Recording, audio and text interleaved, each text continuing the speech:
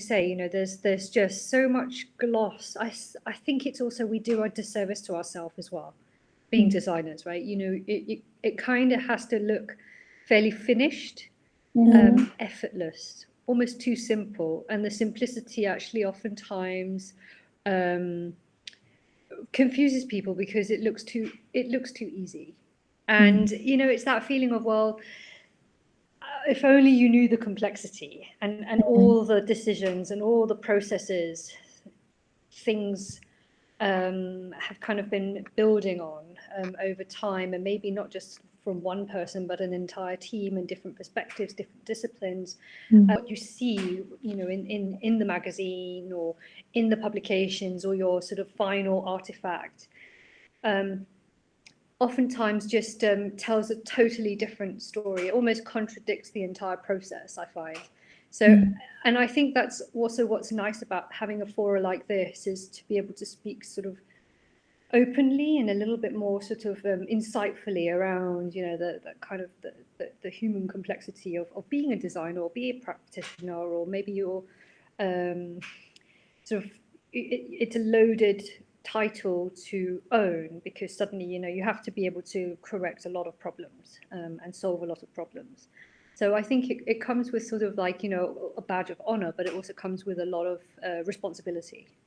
And I think, you know, often, again, you know, we're so sort of skewed by the medias that we consume, that we have to see these, you know, kind of versions of perfection in a way. And I think that's it's very deceiving, because of course all ideas and all designs can be improved and can be further developed and can be further hacked or, you know, modified. I mean, that it's a continuity, right? So I think, you know, just the end product, we're so fixed on things being solved and, you know, we can cross it off the list, but, you know, it's infinite because there's a new set of complex problems that opens up itself for resolving, and it's just endless, right?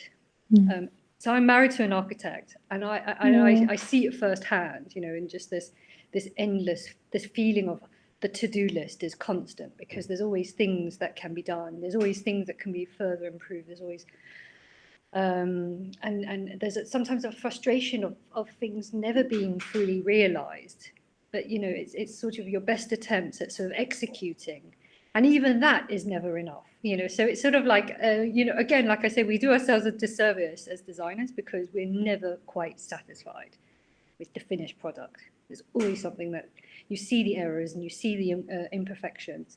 And I guess for me, not being a designer with a capital D, I'm a little bit more forgiving, because I like to see the sort of the flaws, not in a negative sense, because I think that's where we have the diversity and the kind of the identity of the person in those little flaws and those little imperfections.